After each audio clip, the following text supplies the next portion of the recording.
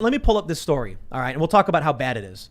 And maybe this story isn't the perfect example. We got this from Daily Mail. Republicans block bill to avoid the government shutdown. Senate votes 48-50 to sink funding bill, with GOP leaving it to Democrats to raise the debt ceiling.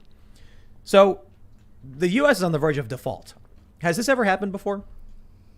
The actual default, no. Yeah. The debt ceiling arguments always happen. Yeah. And the Republicans always and the Democrats always say, like, I'm going to block you so they can try and get leverage, right? So this isn't, would you call this situation like remarkable in any sense? I haven't seen anything that sets this apart qualitatively from previous episodes, if that's what you're asking. Yeah. What would happen if we did default? So, I mean, I heard, these, what was it, Chuck Schumer was I don't know if it was today or yesterday, when he was going through this litany, 9% unemployment and da-da-da-da. No, I mean, I think the UK government in the 70s defaulted technically on some of their bonds. So it's not inconceivable that even major governments do this. And so, I don't have a crystal ball. It would certainly shock people. They're not expecting the U.S. government to do that, but all that would mean is people would be less willing to lend money to the federal government. And since the federal government, in my opinion, is doing all sorts of lawless criminal things with that money, that wouldn't be such a bad thing if people stopped lending it money on such easy terms in the future. I have a crystal ball for you. 1 second. Okay. A crystal ball. Ian, there's there's 2 crystal balls. I'm only buying if we write up a smart contract, though. I want a protection. Ian actually is bringing a crystal ball over for Robert. Here you go, Robert. Oh, good. Yeah. Is this so you can make predictions on the economy? Yeah, maybe this will help. Perfect? I also drink a lot of Eternal Red. I don't think it's actually a crystal ball. But I wanted to bring this up because I want to stress, it's, we hear this all the time. Like, the Republicans are like, we're going to block it, and there's a government shutdown, and everyone rolls their eyes. But right now is kind of the worst possible time for this to be happening. There's no unity. We're at a point now where healthcare workers are being fired, police are resigning in mass. The economy is, actually, let me ask you this question. Is the economy good? No, I think it's... All right, that's all I need to hear. Because I like to cite this metric where Civics data shows that independent voters and Republicans say the economy is not good. Democratic voters say the economy is fairly good. And I'm like, what universe do these people live in where they think this is a good economy when you have 10.9 million job openings, people aren't taking them? And so I look at this and I'm like, there's no unity, even now amidst this economic crisis.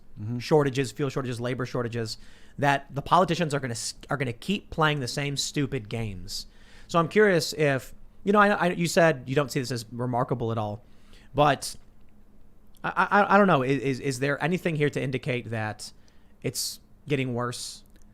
So let me just briefly make my standard point about Republicans. They always annoy me with this thing because the Republicans, since you and I were kids, I think we're close in age, they always talk about, we want to have a balanced budget, constitutional amendment. All they would have to do is not raise the debt ceiling, and then you would have to have a balanced budget, because all that means is the Treasury is not allowed to let the amount of outstanding public debt get higher than this number.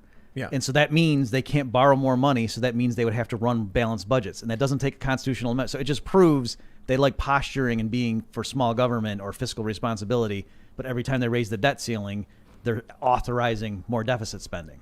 I do feel like we're getting to a point where there's probably a lot of conservative voters, populists, who are like, default, do it. Right. So, yeah, Murray Rothbard's written on this. I'm sure other libertarian economists have as well, that it does at first sound like irresponsible, or somebody saying, what does that mean? What the government's doing when it doesn't default, it's pointing guns and threatening jail time to people who had nothing to do with the transaction, to take money against their will, to give as interest payments to people who voluntarily bought treasuries, who lent money to the government. And so to default means you're not coercing people to pay to those who voluntarily lent money to the government.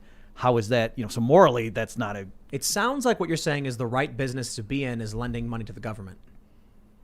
If they're going to go point guns at other people on my behalf, hey, I'll be on the back of that gun instead of the front of it. Sure. And what's funny is even a lot of people who are very, like minarchists, are very small government people, usually in terms of the list of things that they would think the government should stop, they would say, no, aid to foreign countries, and the government shouldn't be in higher education. They go down the list.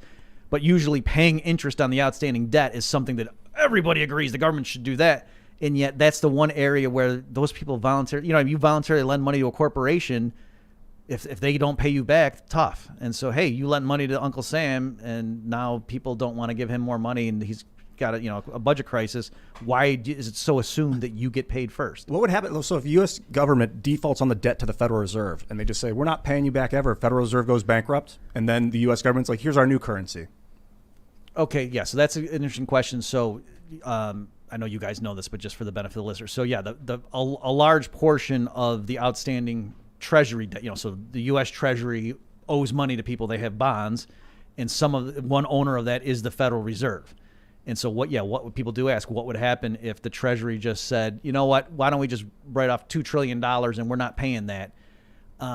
So technically that would make the Federal Reserve insolvent. They would be bankrupt. Their assets would be lower than their liabilities at that point, but they could still create money electronically. I don't think they would say, well, the jig is up. They would just keep operating.